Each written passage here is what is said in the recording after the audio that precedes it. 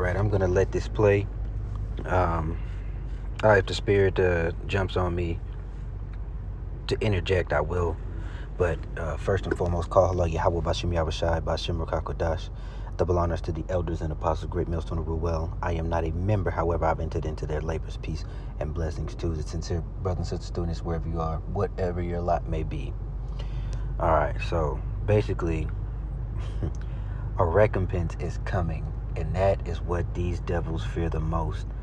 Right, I believe it was Benjamin Franklin. I think so. I think Benjamin Franklin said, "If there is a God, which there is, then may he basically saying that he knows that the God is just, that Yahweh Bashim Yahushua is just, and that they will receive their due rewards."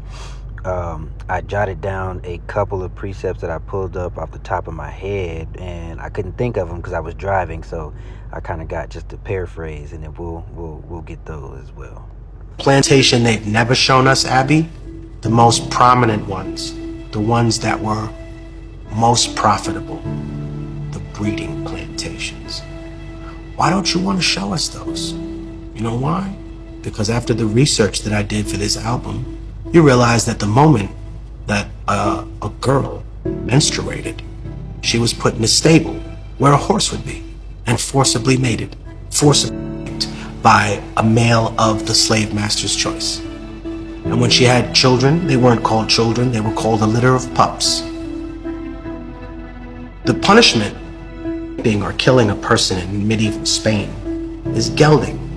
Gelding is when you take hot pincers and you take a man's balls and dick off root and stem. Killing a person, law of the Bible, right? Medieval Spain, super religious. You killed a man, he should be killed. And that's murder, just to be correct, or it's murder, not kill, because there are righteous killings. So when you if you're a man and you popping a man in the where he ain't supposed to be popping him, or laying with mankind as you do with woman, you're out of there. That's killing. You gotta go. Or laying with animals, right? There are sins that are punishable by death. Or you also have when our ancestors were taking over the land, and you were supposed to get rid of everybody in that land, or if there was like anything that was sacrificed unto idols, you would get rid of the cattle. So there's a difference between kill and murder. So the proper commandment would be, thou shalt not murder. Why? We're indigenous and black people, categorized as subhuman. So under the law, you would not be punished for the things that you did to us. Hold on. So, let me get there.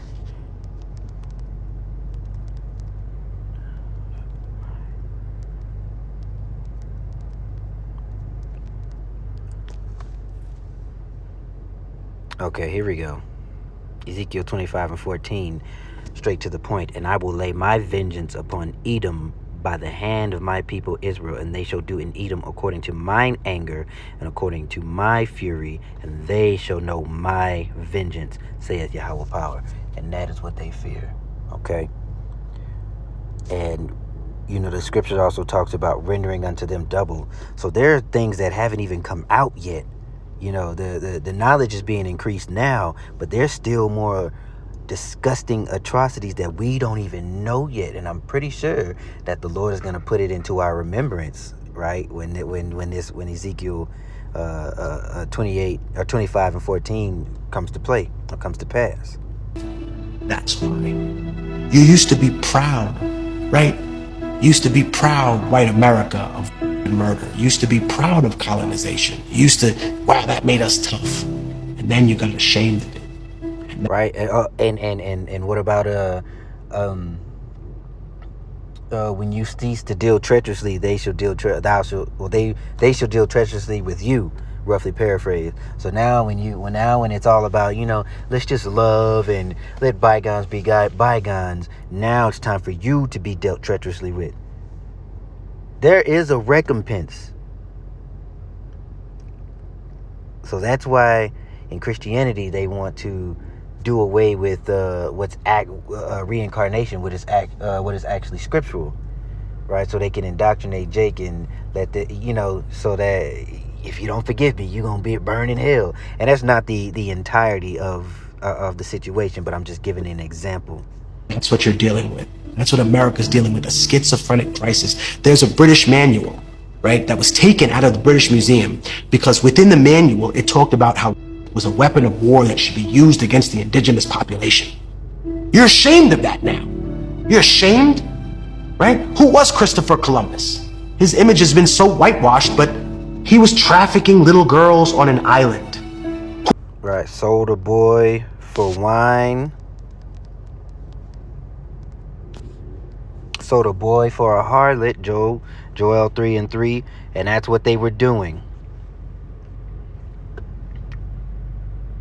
And they have cast lots for my people. Hey, you want this little girl? You want this little boy? Let me get some of that corn, or let me get some of your whatever you pillaged from an innocent, well, in their perspective, innocent natives. But we all know that no one is born innocent, right? And we paid, or we are paying for our iniquities, in the past life. So the reason why the Lord allowed this devil to get up above us and do the things that he did, although he went too far, is because of our iniquity. So in that sense, we are not innocent. But in this, in a smaller, what's the word I'm looking for? I guess in a microcosmic way, in that situation, these people, or our ancestors, were just trying to defend their homeland, defend themselves. And they went and did these horrible things and messed with little, rape. Now, I'm going to say it right. They raped the little boys and raped little girls, right? And as it says right here, and they have cast lots for my people and have given a boy for an harlot and sold a girl for wine that they might drink. Who does that sound like, huh? All you right-wing defenders of Christ. Look. Why are you look at that nervous laughter? Who was Christopher Columbus? His image has been so whitewashed, but he was trafficking little girls on an island. Who does that sound like, huh? Look at that. Look at the fear on her face. All you right-wing defenders of Christopher Columbus and his legacy, he was trafficking 9-year-old indigenous girls on an island. Who does that remind you of, you intellectual coward? Intellectual coward, moral coward, physical coward, actual coward, whatever you want to call it, that is them. Cowards. Just because liberals are dog shit doesn't mean that you shake hands with the devil, right? The same way I tell people all the time who are white working class people who hear about reparations for black people and automatically get upset. They hear the word Africa and they're furious already. Right, and you got proverb and byword, and I'm just kind of roughly paraphrasing because I'm in a time crunch, but I had to get this out. And that is why we will be known as a proverb and a byword, or you'll be known as what two continents, African and American, which were both named by they were those land masses were named by European, so-called European, or Greeks. I'm so sorry, Greeks. They were named by Greeks, Scipio Africanus and Amerigo Vespucci. I could be wrong on that too. Let me just get that. Is it Margot?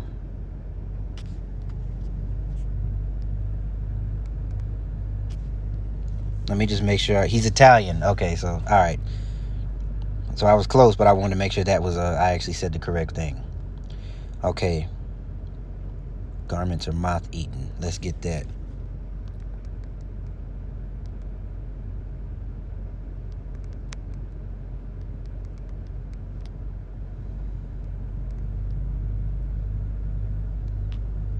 James 5:2, because that they have gotten everything that they have gotten by deceit, by ganging up and getting the upper hand on folks, by underhandedly getting the upper hand on folks. That's the proper way to say it. But at the end of the day, the Lord allowed it because Job 9:24, the earth was given into the hands of the wicked. The problem is this: the money doesn't come from you. No. It comes from the financial institutions that banked and built their stock exchange on labor, on the payback that they got from slavery. Because reparations is not actually what African people are asking for in this country. African American people are asking for the other half of reparations. You see, America already paid reparations at the end of the Civil War to slave owners. They gave them money per black person that they let free.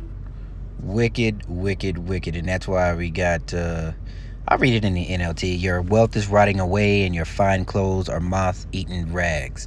Right? You will have nothing. Just like on this side, you know, the world leaders are saying you'll own nothing and be happy. Well, you know, there's another story, right? There's another part to that story. Golly. There's another part to that story, and that other half can be found in the Holy Scriptures. And you're not going to own anything, and you won't be happy. You will live in fear, and you don't honor the Sabbath. You know, you've taken the covenant into your mouth, right? When you try to establish when you establish this nation, but then you perverted it like you pervert everything else. But when the kingdom is here, you're going to be begging for the Sabbath, because that is the only time where you won't be getting your ass whooped. And they refuse to honor the people that were actually victimized. So until you do that, you will always be cursed, America. And you can call me a communist, a socialist, but you know what? It doesn't matter what you call me.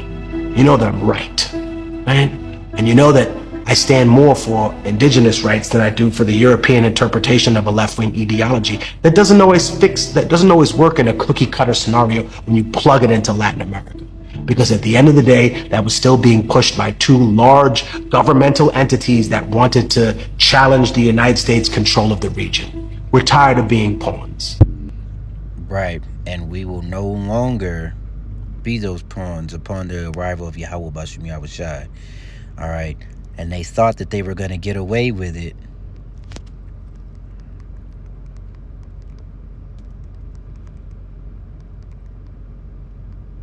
Oh. All right, Psalm 73 and 5. They are not in trouble as other men, neither are they plagued like other men. But that's going to flip on its head. And they will be plagued. And they will be troubled. Because the curses will be flipped onto them and off of us. And you know what? By the blood of he that spilleth. We're going to get to...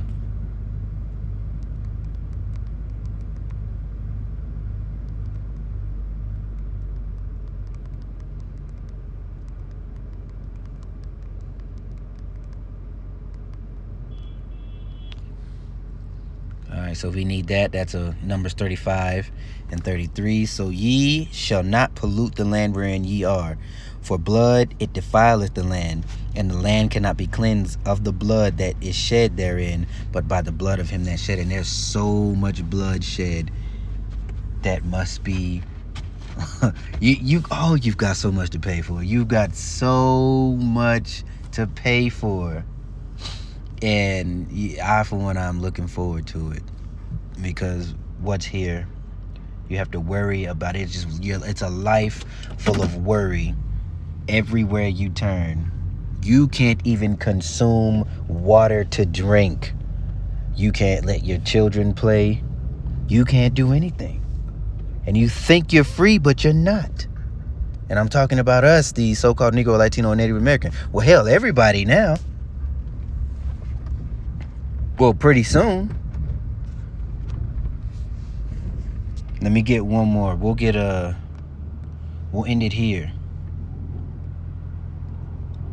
with Lamentation. All the way at the end. Give me just a second. All right, I'm driving too. Okay. Lamentation 4 and 21. Rejoice and be glad. And he's talking to us.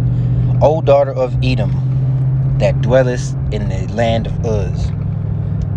The cup also shall pass through unto thee. Thou shalt be drunken, and shall make thyself naked. The punishment of thine iniquity is accomplished, O daughter of Zion. That is the Israelites, so-called Negro, Latino, and Native American. And he will no more carry thee away into captivity. So we'll be done. This is the last and final one. And boy, did it go out, or will it go out with a bang. O daughter of Edom, he will discover thy sins, and will be made privy to it as well. How else are we going to render unto them double unless we know every little dirty detail? So with that being said, I pray that you were edified. Shalom.